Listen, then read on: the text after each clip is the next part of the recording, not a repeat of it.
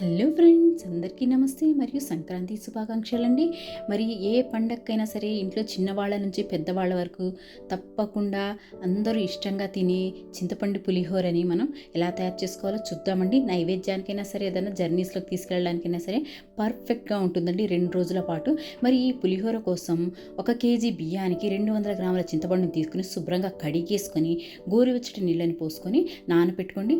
నానిపోయిన తర్వాత ఈ విధంగా గుజ్జును తీసుకొని చక్కగా ఫిల్టర్ చేసుకొని పక్కన పెట్టుకొని, ఇప్పుడు ఒక కడాయిని పెట్టుకొని కాస్త ఆయిల్ వేసుకొని 1 టీ స్పూన్ పసుపుని వేసుకొని హాఫ్ మినిట్ తర్వాత మనం తీసి పెట్టుకున్న చింతపండు గుజ్జును వేసుకొని ఈ విధంగా బాగా మిక్స్ చేసేసుకొని మీడియం ఫ్లేమ్లో పెట్టుకొని కుక్ చేసుకోవాలి. ఇందులో తగినంత ఉప్పుని చేర్చుకోండి.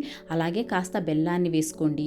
అలాగే ఘాట్లు పెట్టుకున్న 4-5 పచ్చిమిరపకాయలను కూడా వేసుకొని బాగా చిక్కగా అయిపోయే వరకు కూడా మీడియం ఫ్లేమ్లో పెట్టుకొని మాడకుండా మధ్య మధ్యలో మిక్స్ చేసుకుంటూ చక్కగా చిక్కగా అయిపోయే వరకు కూడా కుక్ చేసుకోవాలి.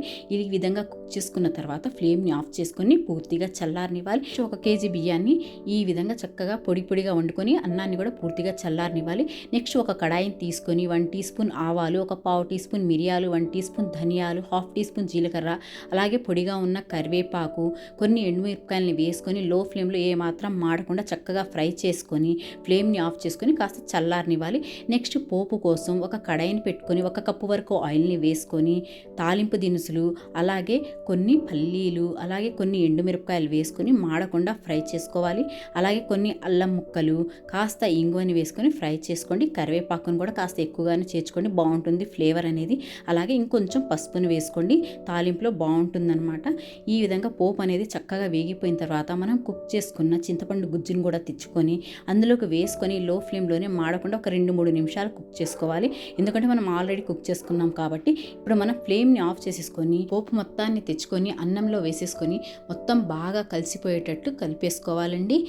నెక్స్ట్ మనం ఫ్రై చేసుకున్న ధనియాలు, జీలకర్ర, మిరియాలన్నింటినీ కూడా చక్కగా ఈ విధంగా ఫైన్గా గ్రైండ్ చేసుకుని తెచ్చి ఈ పులిహోరలో కలుపుకోవాలి. లేకపోతే మీరు పోపులో అయినా సరే కలుపుకొని ఈ విధంగా మిక్స్ చేసుకోవచ్చండి.